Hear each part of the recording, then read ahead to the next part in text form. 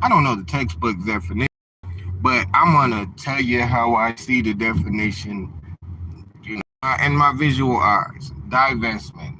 Black men die if black women are able to use our deaths to get investments and then, you know,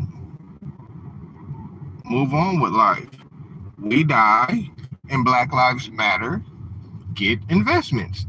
They get to invest from the profit and profit from our death. You know, society gets to use the plight of the black man, like society, the black community uses the plight of black men because we have a specific plight that black women don't have.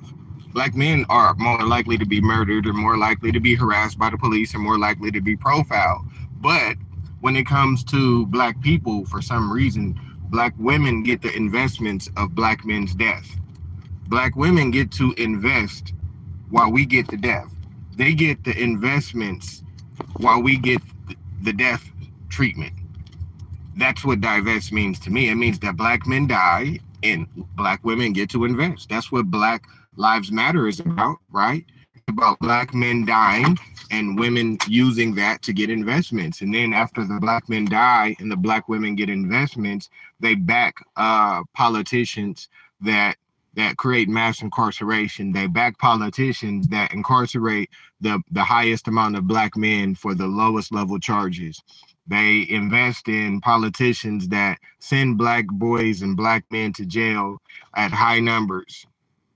That's the divestment movement. Black men die and black women get investments that don't help. Divestment means that black men die and black women get investments and back politicians that sponsor mass incarceration. Black men die, black women get the money to invest in the black community, but the black community doesn't get better. Right now in the black community, we have a high level of teenage homelessness. We have the highest level of mental health issues in the black community that we've ever had. We have a high level of childhood poverty. Like, conditions in the black community has been like compounding in the past 20 years. The only thing that's been getting better in the next last 20 years is individual black men and women are doing better.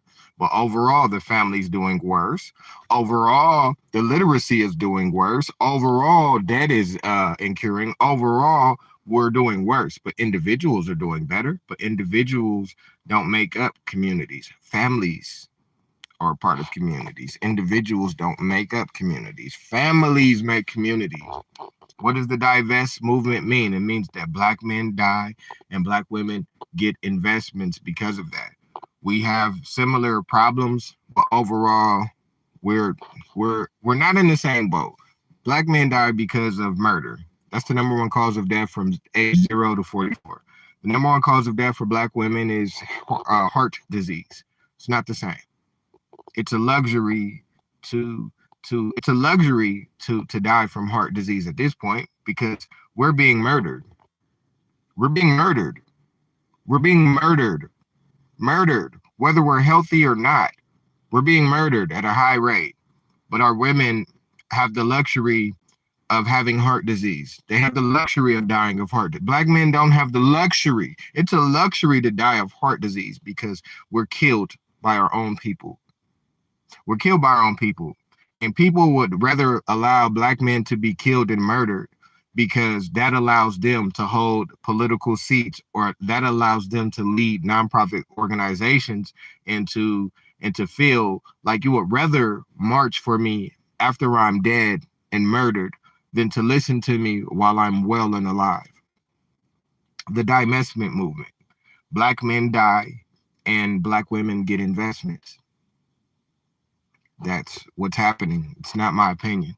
You look at Black Lives Matter, like the tables have turned. It used to be the crooked Reverend Ikes with the perm, where pimps became pastor. That was tearing down the black community and misappropriating funds. Now they've corrupted our women, turned them against us, and allowed them to shine. And then they shine when we die. They'll march when we're dead, but won't listen to us when we're alive. They won't listen to us when we're alive, but then tell us to our face that, oh well, we marching for you. You're marching for me when I'm murdered, but you won't listen to me when I'm alive. Don't fucking march for me if I'm murdered if you won't fucking listen to me when I'm alive. If I'm not important when I'm alive, then why do you care about me when I'm dead? If the only time I fucking matter to you is when you can march and put it on a t-shirt, if I don't fucking matter when I'm alive, then stop acting like you care about black men. Your organizations are exploiting us. We're dying every day. Black boys can't read. The average black man can read at a fucking 8th grade level. Stop saying you care about us. You don't care about us. You don't care about us. It's you don't care about us. I see it every day. Most of the times, I'm even having a hard time talking to black women in general, not because I don't love them, but because any opportunity to talk to black women turns into an open assault. Every time I talk to a black woman, it's always an open invitation to be disrespected or emasculated, even if it's a joke. Like, is there? It's been a long time that I've had a conversation in general with women without it turning into a man bashing. Like it's all like always. It's I don't know, man. I've been talking to some of my fellas, and it ain't just me. It's not just how I feel. It's not just content creators. There's no safe space for black men, and there's no place or there's no way or place for black men to tell black women, hey, y'all not treating us right. Y'all need to treat us better. Because if a black man tells a black woman anything about how he's being treated, automatically, well, what about y'all? We've been talking about us for 50 years, and I'm not 40.